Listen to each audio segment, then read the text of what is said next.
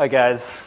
Before I get started, I just want to get a little bit of a feel for the room here and see where you're at and make sure that the time that I spend up here is really going to be valuable for you and what you're doing. So if I can get a show of hands quickly, how many of you currently are merchants that own their own product or service that is being promoted over the internet? Can you raise your hand for me, please? Okay, small percentage. How many of you here are actually representing an affiliate network? Also a fairly small percentage. What are the rest of you doing? How many people here are actually publishers generating traffic as affiliates currently? Nobody. One guy. Okay, good. What are the rest of you doing? Two of you. Okay, so I want to make sure that what I'm telling you is going to be valuable, and it looks like we do have a decent amount of merchants in the room, and potentially some affiliates that would like to become merchants, because oftentimes that's actually one of the ways that we scale our businesses up and kind of become larger and more profitable, is by not just being a publisher, but also being an advertiser and vice versa. So I'll go through this, and I'll probably skip some of it here and just talk about what I think is relevant so we can get to more questions from you that we can answer directly. So first off, we've got the steps to managing your affiliate program. Getting the word out. So I want to talk about this more extensively in a moment. Choosing the right affiliates, paying your affiliates, communicating with your affiliates, and supporting your affiliates. All sound fairly simple, but when done incorrectly can cause terrible results, and when done properly, you can have a very, very profitable program. So let's start with getting the word out. Where this would begin, I think, is a choice of whether you are utilizing an affiliate network to promote your offer or whether you have decided to do it internally. Which really is going to dictate how this works. Generally speaking, I recommend utilizing an affiliate network or an agency of some sort that has experience within the business, simply because it allows you as the merchant to focus on what you're good at, and same thing with the affiliate network. They have leverage on their affiliate base, oftentimes because these people are running multiple programs with them.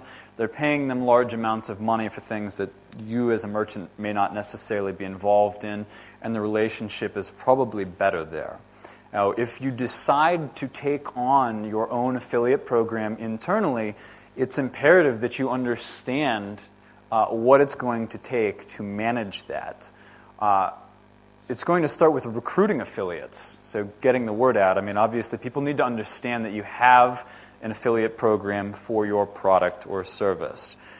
So you're going to have to be doing business development. You have to actually have staff that is going to go out and identify these affiliates and contact them, make sure they understand your product, service, value, etc., to join the affiliate program. This is no small task, as any affiliate network owner can tell you. Recruiting affiliates is tough, and it takes a lot of time. So one of the things that I would talk about here, once again, is that really use an affiliate network. I'm going to move on. So getting the word out, building a list of affiliate prospects. If you intend to do this internally, you have to go and find affiliates. Sending personalized email to them. You need to have personalized communications with these people. We've talked about it a couple of times already, that we live in a technology-based business here, but it's humans that are driving it. And if you're looking to recruit affiliates and get them excited about promoting your product, you need to be dealing with them on a one-on-one basis and understand what their needs are and how your program is going to provide a solution to those needs. Meeting affiliates at conferences. This is actually one of the easiest ways in America, which, at this point it's getting easier here probably because of ClickAsia Summit, as well as AdTech now coming, that by attending affiliate conferences, you're able to meet people that are already involved in the business and gives you people to promote your offer to. Beyond that, marketing discussions and forums, that's actually something that's very important. There's a lot of resources online where you can advertise your offer. Places like Wicked Fire is one that is full of affiliates. Many of them are probably search and media buying type of affiliates. So it depends on what sort of traffic you're looking for. And more than anything, it could be an easy way to get intelligence on what's happening within the market.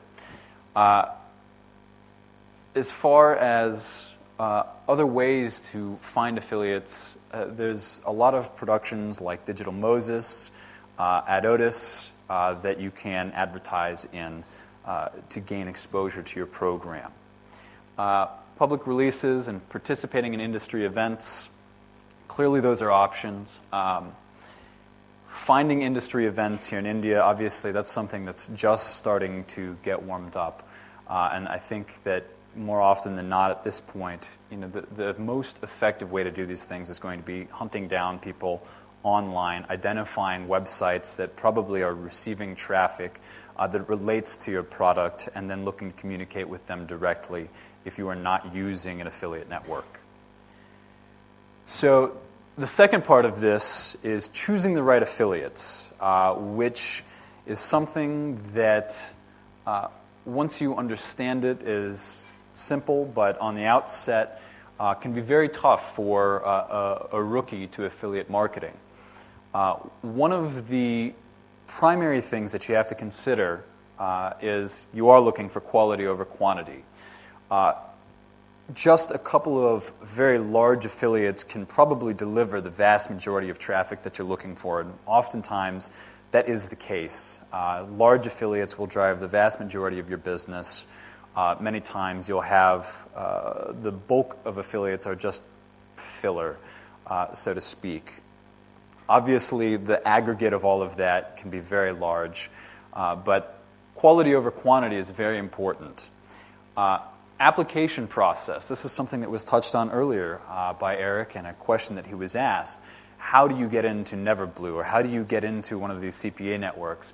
And you'll find, if you're an affiliate, that this process has become extremely stringent in many cases. And in fact, for you as a merchant, it needs to be extremely stringent. You need to know who you are working with and where the traffic is coming from. There's a lot of garbage traffic out there. There's a lot of fraud. This actually, once again, is a very good reason why utilizing an affiliate network can be a great point of entry for a merchant, is because affiliate networks understand what to look for, how to weed it out, and really control what affiliates are able to get a hold of your campaign. So for you as a merchant, you need to make sure that first off you are communicating with a real person that is representing their company as it is, that it's not fraud. You need to actually do quite a bit of due diligence. Visit their site. Check the analytics on the site on compete.com or any other sites where you can actually see, is there traffic coming to the site that they're telling you that they want to advertise your product on? If not, you've got a problem, right?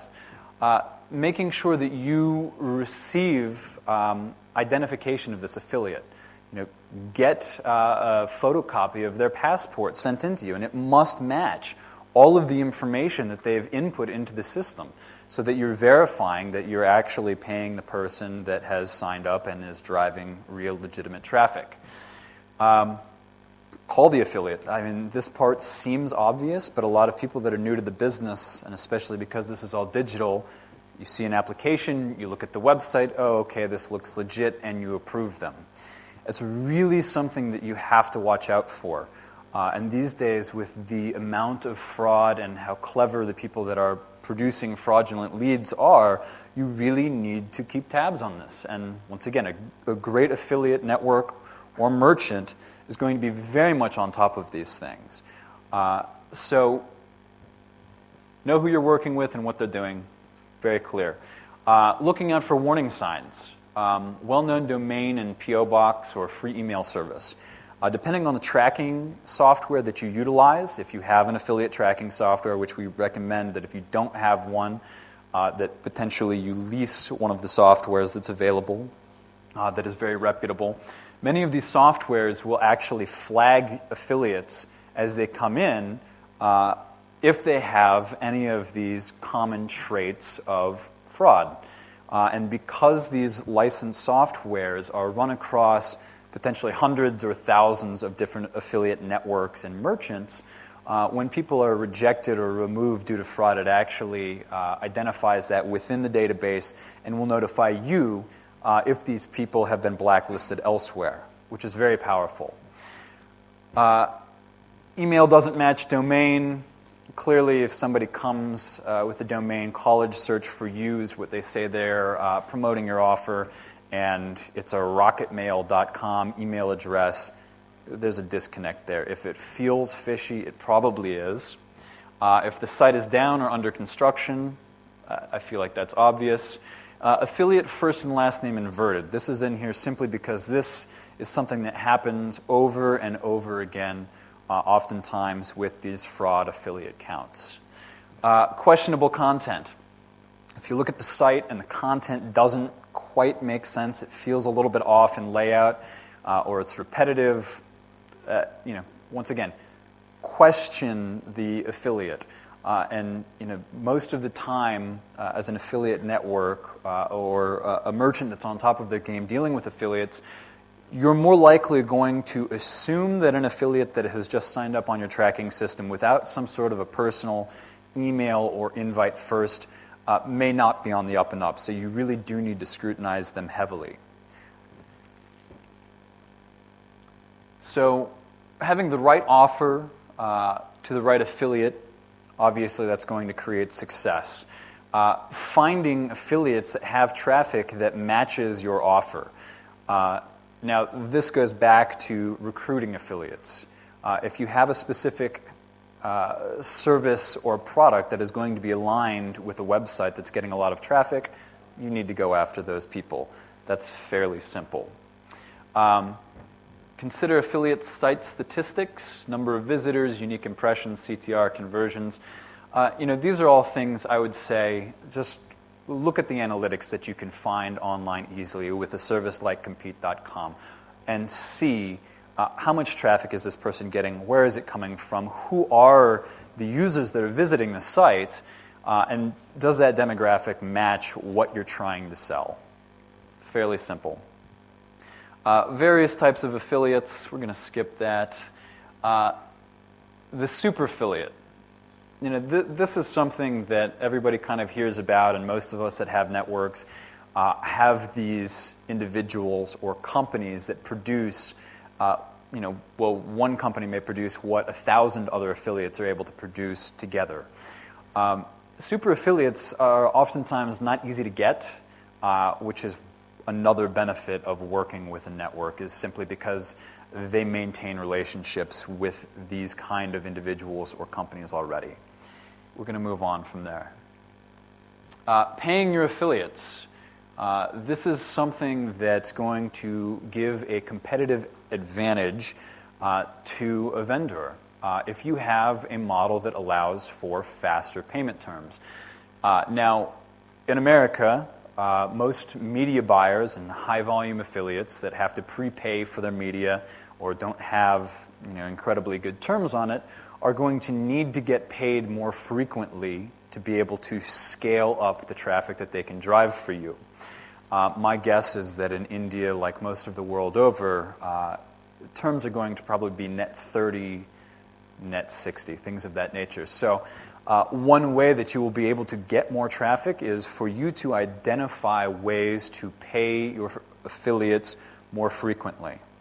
Once again, this also potentially plays into working with an ad network. As Eric had mentioned initially, one of the values of an ad network oftentimes is the ability to float cash, where as a merchant, you may not have the ability to pay any faster than net 30, whereas the affiliate network is funded in such a way that it can pay people net 7 or bi-monthly, which allows them to scale up their media buying efforts and drive a lot more traffic to you.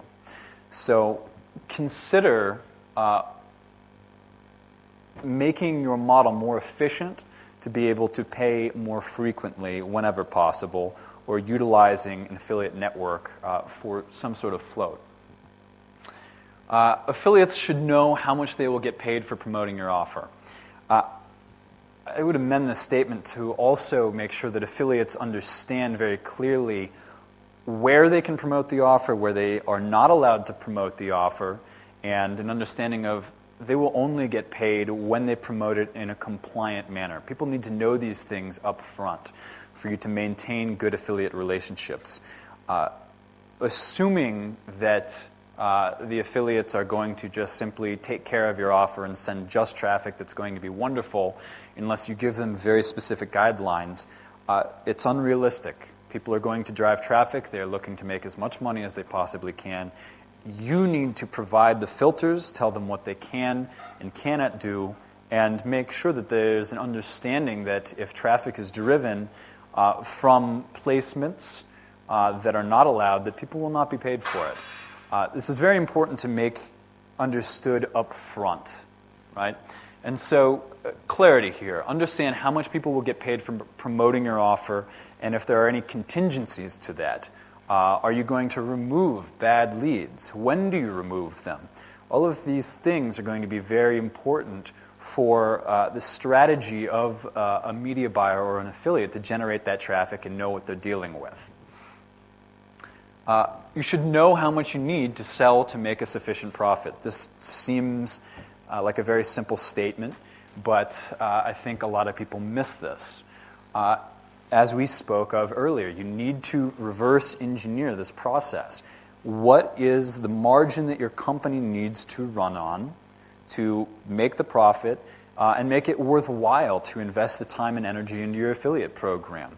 And reverse engineer that into what the conversion is actually worth. And if the two don't match up, you need to either figure out how to monetize your back end better, become a better merchant first, or cut your margins. Those are really the two options. Now, the last part is a revenue model that meets both your requirements as well as your affiliates is going to create a win-win situation. This is the balance that we're all looking for, which is we meet our margins as a merchant, and the affiliate meets their margins as a media buyer, or however it is that they're driving traffic. When you find that balance, it's a wonderful thing, because you'll probably end up getting traffic day in, day out for a very long period of time and build a long-term relationship where there is mutual trust. Oftentimes, to make this happen, there's going to need to be a greater level of transparency than most merchants will approach an affiliate program with it first. And over the years, I've found that more transparency is always better. And you'll gain the trust of your affiliates by being transparent. If you need to tell them, listen, this is our acquisition number, we have to hit this, and here's what we're able to pay to make that happen, people are going to be much more understanding of that result and why they are getting paid, what they are getting paid. So transparency is extremely important. So analyzing ROI, setting a high commission structure. Obviously, you need to constantly be making sure that you're generating a positive ROI, and you need to look at this on a very granular basis. I think many times today, people have talked about the word sub-ID. How many of you here know what a sub-ID is? Okay, so not too many of you. A sub-ID is generally what we refer to as where there may be one single affiliate that's driving traffic from 10 different sources. Each one of those sources would be a sub-ID. So maybe this affiliate is driving traffic from search, and one sub-ID comes from Yahoo search, one comes from Bing, one comes from Google. You'd ask them to pass that data through to you so you could analyze the relationship from sub-ID 1, 2, and 3 to their actual conversion. So Google search traffic may be much more valuable to you than Yahoo or Bing, but the only way to know that is to actually break out that traffic. It's the same thing with utilizing an affiliate network. If you're a merchant and you come to an affiliate network, for example, we are a Dish Network retailer. We utilize a couple of affiliate networks to drive traffic to us. We use a lot of very large emailers to drive traffic to us. And we enforce that every single one of our publishers pass sub-IDs. Now, if it's an affiliate network that is driving traffic through lots of different affiliates, you need to have sub-IDs attached to every single one of those affiliates.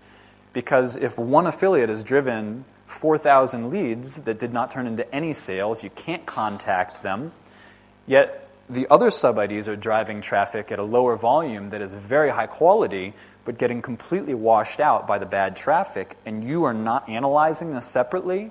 This is a way to have losses and oftentimes not a profitable affiliate program and quite a bit of frustration. At the same time, the flip side of this is that by monitoring each traffic source or affiliate on a sub-ID level to know what the end result is from that click to lead to conversion and separating those things out, you can right price the cost of the lead. So maybe the traffic does not back out for you at a $10 cost per lead, but at $3 it would. Well, you can adjust that sub-ID down to $3, and suddenly the 4,000 leads that you got from this low-quality affiliate are now a positive ROI. And the leads that you're getting from the other 5 affiliates that are producing higher quality and lower volume, you're able to pay more for those leads and potentially incentivize them to increase their volume. So that's very important. Affiliate loyalty. Obviously, humans respond to incentives. Your affiliate marketers are humans, so incentivize them. If you can give them volume tiers, if you give trips to Cancun, whatever it is, you want to be able to give extra incentives other than the day-to-day checks that they get. A lot of us, especially as merchants, think, well, isn't the paycheck that they get enough? And the answer oftentimes is no. You want to incentivize them with other things, competitions, awards, personal recognition. These things are very good to increase your relationship with these affiliates and also to be able to grow a relationship, which is what we've talked about over and over, is how powerful these relationships can be when they are handled properly. Breaking barriers to competition, I would tie that in also with all of these things. Having affiliates that are loyal to you oftentimes can mean you have a competitor that pays more than you, pays faster than you, but you still get all the traffic because people are loyal to you. And this is something that you can't take for granted in this space. Once again, the human element. And breaking barriers to competition, I can also tie that to analyzing ROI. By actively analyzing your traffic and being better than your competitor at managing incoming traffic and monetizing it properly and rewarding people for high-quality traffic, these are ways where you can pay more than the competition and outdo the competition, even if you're in a heavily saturated space. Now, make more to pay more. Award high performers with higher payouts, performance-based bonuses. That's all obvious, and we've talked about it. So, choosing your affiliate payout model. Evaluate the product, service, life cycle to come up with a payout model. So this is really important. It's something that's been talked about over and over again during this workshop is what is the model that is going to work for merchants and affiliate marketers in India specifically. And our belief is that lead gen is probably the key. Now, as a merchant, paying on a lead may be uncomfortable to you because what drives your business oftentimes is not a lead.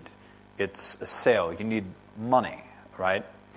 But to really compete and to become a modern merchant that can function in the affiliate ecosystem, you need to learn how to utilize lead generation, back it into whatever model it is that you are using to monetize those users. Now, one of the things that we've seen over and over, specifically with India, and that we have experience in ourselves, owning call centers in India, is that when a lead is generated, the user is interested and excited. Now, oftentimes, the merchants are going to make the mistake of not contacting that lead immediately, which is a very big problem. If you call someone 48 hours after they've filled out a form, potentially they don't even remember filling out the form. You need to be contacting people in real time or as close to it as you possibly can. So if that means that you need to change your back-end operation to fit that process, you've got to do it. So evaluating the product and service and the life cycle to come up with a payout model. Okay. That means, are you paying on CPC? Can you monetize those users after the click? If so, potentially you can get a ton of traffic. We buy a lot of traffic for ourselves on CPC, and it's very effective, but it's taken quite a while to really optimize our process to handle those clicks and to get the right kind of clicks. Finding something that is more along the lines of a cost per lead or a cost per call or cost per acquisition or something that is a blend of these models is probably going to be more beneficial for your business than paying on a CPC and ultimately leverages affiliates properly. It's one of the panels was mentioning before, why would I have an affiliate go out and do things for me that I can already do myself on CPC? Well, the reality is that if you're paying on a CPL and you have an affiliate that is an expert in a very small niche of finding traffic and generating it in a targeted manner to your site, where their cost for traffic is much lower than your cost if you're just going to Google or kind of the usual suspects for traffic, you don't really care what they're paying for the traffic. It doesn't matter because you've set your CPL, you know the return that you're going to get on it, and as long as those leads back out for you on the back end, then it's fine. It's simply an extension of what you're doing internally already. So we would urge you to move towards a CPL or a blended acquisition model and change your back ends potentially to accommodate that. Paying your affiliates. Payment frequency, once again, we've discussed this. The more frequently you pay your affiliates, potentially the more traffic you can get. It allows them to scale up their media buys faster. Minimum payment thresholds. This is important just from kind of a logistics and operations perspective. Affiliates need to know how much commissions they will generate prior to getting paid. This is what we call the payment floor, so to speak.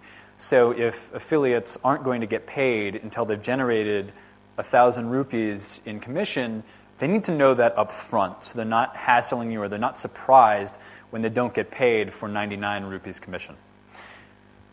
Payment structure, once again, CPC, CPL, whatever it may be that's going to really fit your model. Residual earnings is not something that we've discussed yet. And oftentimes in CPL affiliate marketing, it's not necessarily something that's used. Simply because you are aggregating that back-end value of the user, where there may be residuals, into the CPL right up front. If you have a revenue share model where you have recurring billing, it can be potentially a positive to share those recurring revenues with the affiliate and pay them less upfront and share that risk where they get a piece of the back end. For us as a merchant, as an affiliate network, we generally don't like to do that. We like to have harder metrics where this is what you get paid for the lead and move on. If the traffic quality is higher or lower, we adjust that cost. So it all really depends on your model as a merchant, though. How to make the payment. So payment method is a big thing, and potentially it helps in retaining affiliates. So having the ability to send checks or wire money or send it through PayPal, investigate these options. Now, unfortunately, I'm not educated on what would be available in the Indian market, but it's something that you need to research because some affiliates may just have a specific way that they want to get paid. So try and accommodate that whenever possible. So communicating with your affiliates. It's the key to relationship building and managing them. If you are managing affiliates internally, you're not having a network do this, it's really important that you have dedicated staff that does nothing but monitor and manage the affiliates and build relationships with them. We've said it again and again, but this is because it's important. If you don't want to hire people to manage relationships, if you are not interested in that portion of the business, once again, I would urge you, find a network that suits your model and let them specialize in the relationship management for you.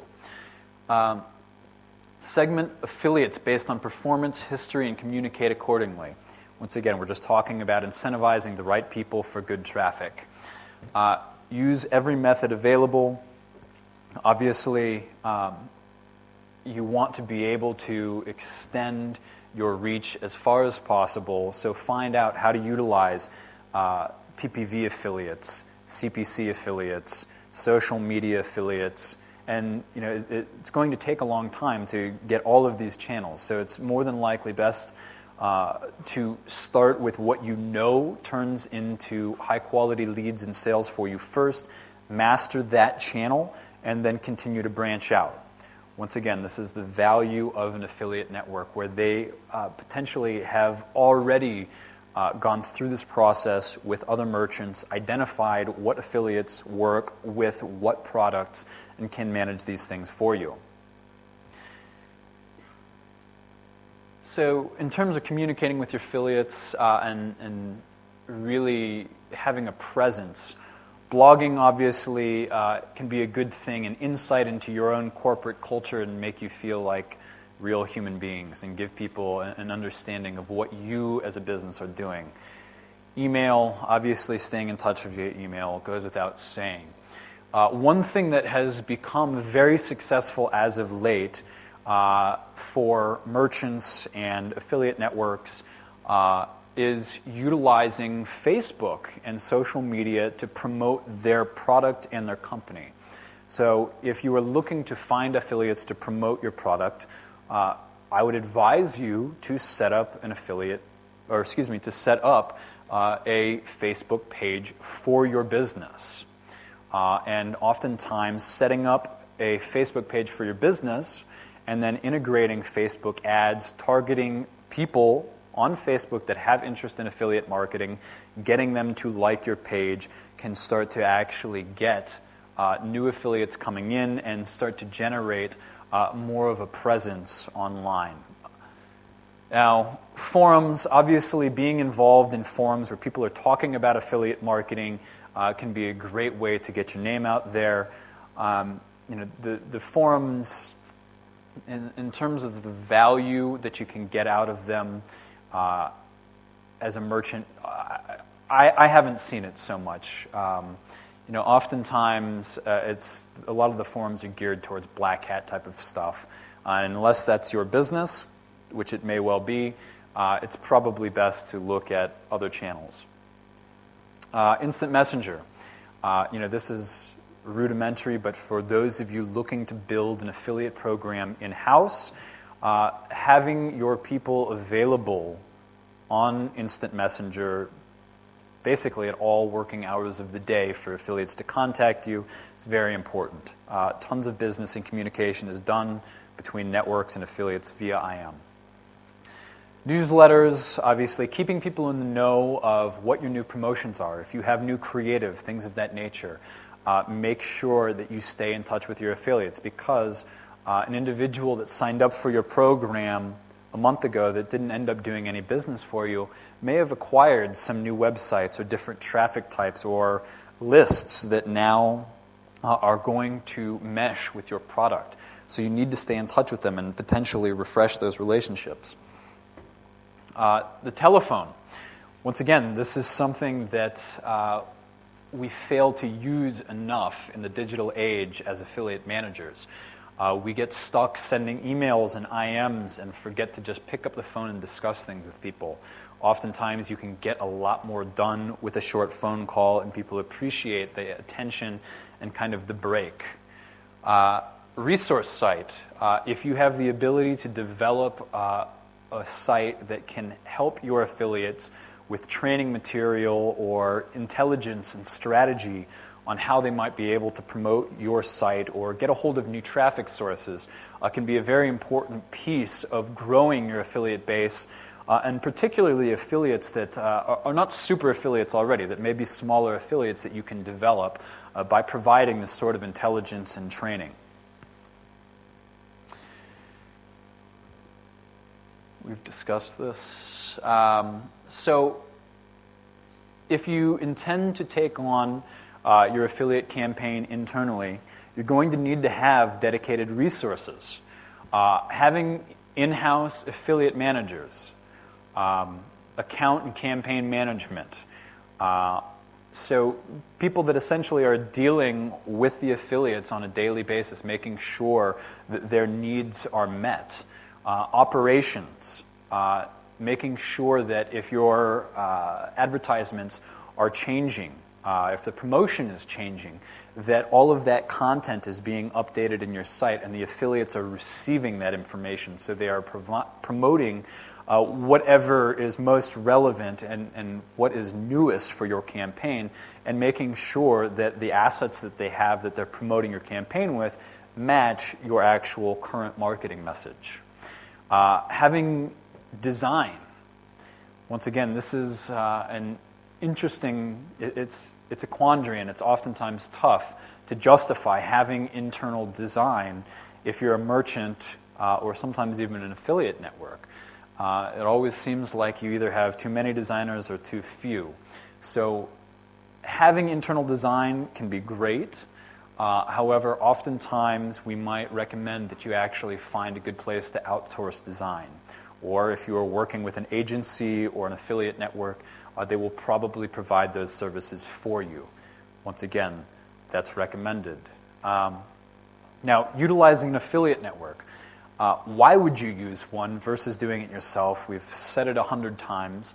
The reach can be expansive. If you work with a company like Neverblue, for example, they've been in business for 7 years. They've gone through all of these pitfalls already. They know how to weed out affiliates. They have existing relationships. And in terms of recruiting and managing affiliates, potentially helping you to optimize your traffic and design and things of these nature, but it's a very collaborative relationship where working with your affiliate network, you have to trust them, you must be close with them. And you, as a merchant, really need to be transparent with the affiliate network in terms of what are your marks, your goals in terms of ROI, volume, all of these things, so they're able to properly manage your campaign.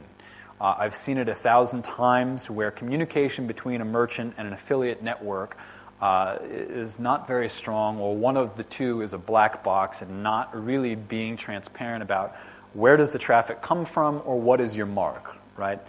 To have a fair, balanced, long-term relationship, both parties have to have transparency, and I would urge you, if you are looking for an affiliate network, that you find one that offers that type of transparency. An external agency. Obviously, there's lots of traditional agencies that also have interactive arms. There are OPMs that are essentially outsourced program management companies where you could hand over the vast majority of your affiliate program to them and simply process sales.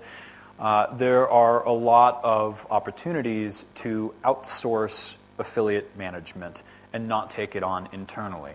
Obviously, to make the decision here, you need to understand what is the cost of the OPM versus the cost of doing these things internally.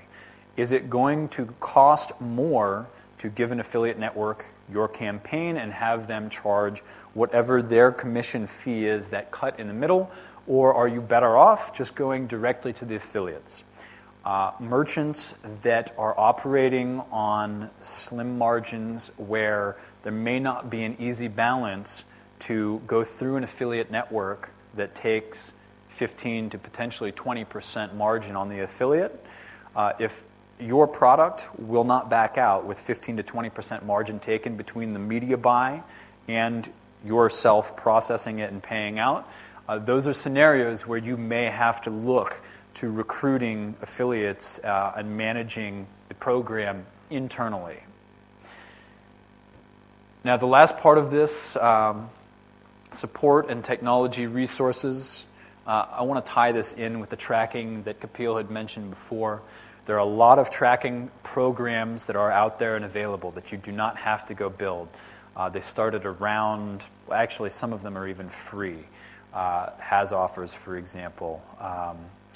The better solutions are going to cost money, obviously, but you can lease a very robust solution to track clicks, leads, conversions, that houses all of your creative, that manages affiliate applications, all of these sort of things for around $1,500 US a month.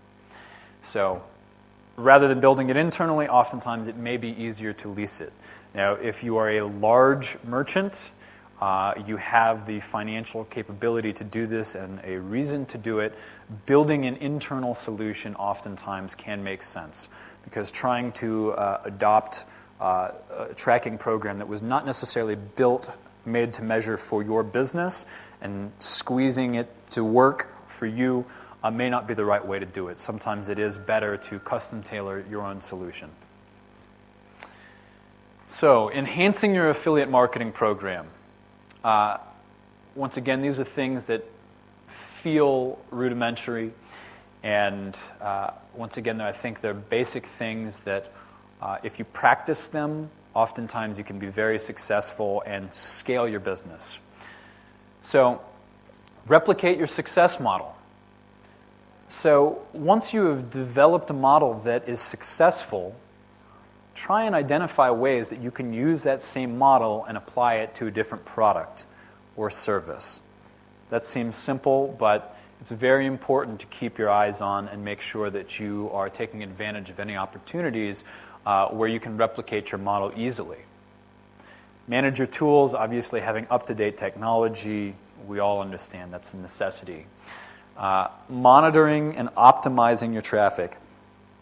This is something that's incredibly important. If you are taking on the responsibility of managing an affiliate program internally, you have to monitor your traffic. Even a great traffic source that's been sending you traffic day in, day out for months may potentially degrade for one reason or another. You need to keep your eyes on these things and make sure that if your traffic quality degrades, that you're on top of it. Now, in terms of optimization, that can mean a lot of things. Optimizing incoming traffic that doesn't back out, paying less for it, or cutting it off entirely. Optimizing your creative, making sure that you are constantly testing your landing pages, your email, your banner, all of these things to make sure that you're getting the highest CTR and the highest conversion rates. This is what a good affiliate program is built out of. Reinvesting your profits. Obviously, taking your profits and reinvesting them into building another product that you're seeing is complementary to your model. Potentially building products that you can use on your own back end and upsell to your users. Things of that nature. Avoiding pitfalls. Missing the mark. Targeting the wrong market. This is important in that you need to know who is your user, communicate that to the affiliate, and make sure that you are targeting traffic properly. Not all traffic is good traffic. We all know that. There's tons of garbage traffic out there. This is why the rest of this process is very important to make sure you're working with the right people that have the right traffic. Ineffective sales funnel. This is something that I have seen over and over and over with merchants that are new to internet marketing, is a lack of understanding of conversion once that lead has been brought to your front door, so to speak. You need to optimize that funnel, and you need to have technology that monitors what are the users doing when they're going down the funnel, how far are they making it, and optimize it. Do you need to change the way that the user flows through the process to sale? Do you need to change your content? There's a lot of things that are involved in the sales funnel, and you need to make sure that you are clearing any inefficiencies. Non-converting landing pages. This is something I've seen 1,000 times once again. If your landing page is not converting as well as your competitors, you need to fix it. Outsourcing design work for new landing pages is not expensive. It's very easy to do. I would highly recommend that you always have multiple landing pages being tested constantly. Inadequate follow-up. This is something that I've seen as a huge pitfall that connects back to what we've said over and over, which is affiliate marketing is really a personal thing.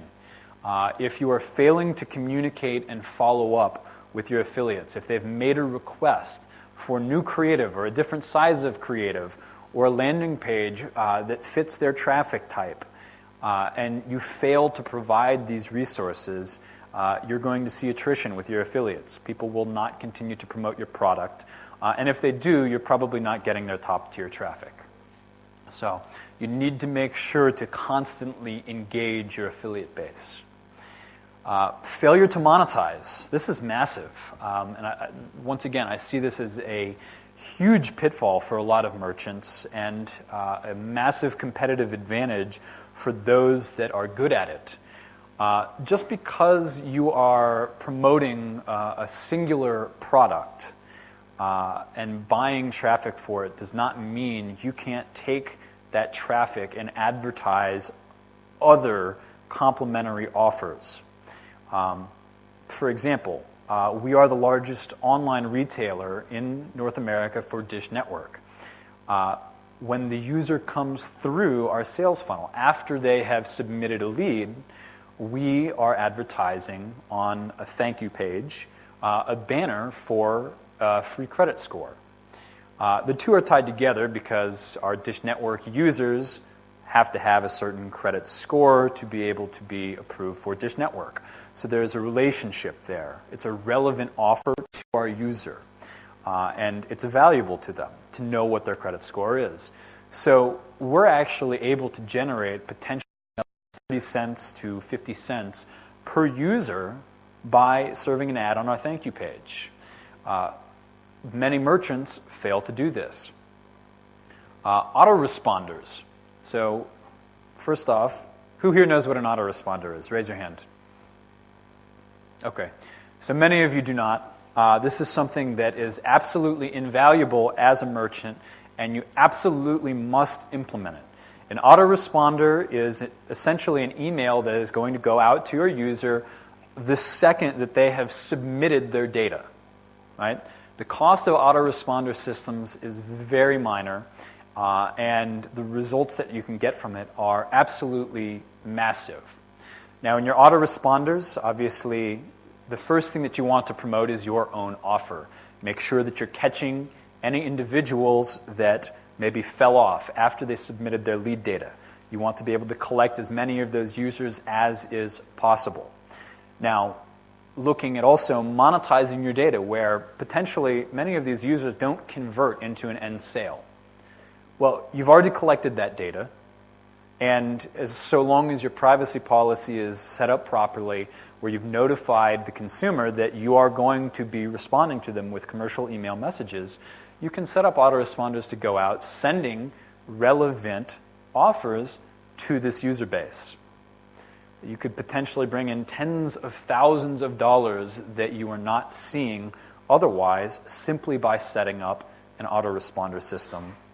This is very light tech work. Setting up the content, all of these things is very simple. yet many people fail to do this. I skipped back, I believe. Yes, a lot. So, back to monetizing traffic. Secondary offers and cross-sells. This is something you should experiment with. Oftentimes, merchants can have multiple upsells after they have gotten a lead or a sale confirmed. It's important to make sure that the upsells and cross-sells are not going to affect your own sales process. So do some research. Find out when you're advertising someone else's product, what are they doing with the user? Making sure that that is not going to erode the value of your customer. Thank you page offers. I consider that kind of part of this secondary offers, upsells. Automated chat on exit. There are many companies that provide light technology. It's simple as installing a little bit of code onto your landing page that when a user attempts to exit the page, it pops what we call a chatbot that is pre-programmed to answer certain specific questions. This will monetize on some of your user base. Depending on the time and effort that you have put into developing the content in the chatbot and making sure that it is prepared to answer the questions that your users would ask, it can be a very effective way to actually catch exit traffic and turn it into sales. Retargeting. Obviously, there's a lot of retargeting services out there whereby it drops a retargeting cookie on the user's browser, and the service is going to display your ad. If this user did not initially convert, it follows them around the internet and displays your ad. And the goal is obviously to take that user that once engaged and actually send them to the finish line and convert them. Email follow-up, autoresponders, as I just mentioned, can be an incredibly great way to monetize your traffic better. Now, to go down the road of the email follow-up even a little bit more, this is a great way to get your customers involved again after the fact. If you have new offers internally, or there's many different uses for it, but in the most basic sense, it allows you to capture users that may not have already converted, or to convert that user base into users for a complementary product. The last part is upselling with a call center. I think we've already identified that in the Indian market, one of the most effective ways potentially to make a lead generation campaign work is going to be sending those leads into a call center and calling that user in real time. Now, once you have a user in your call center and on the telephone, some percentage of those users are going to close on your product. Some percentage of them will not.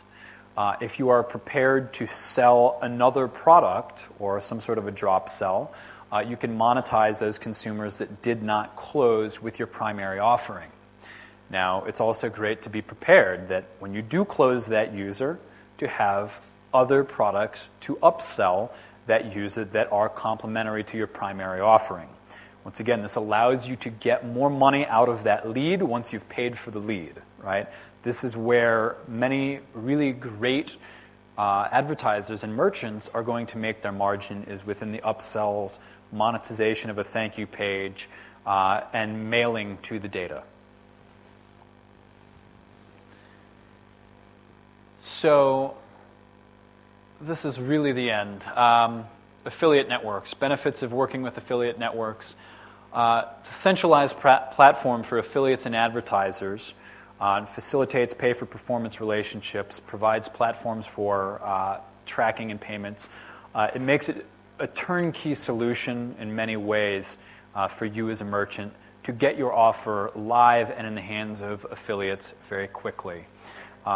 You already have several reputable local Indian ad networks to contact, and I would recommend getting in touch with them and interviewing them. If you are interested in getting your offer, your campaign onto a network, interview several of them, and find out what are the real values of working with that network.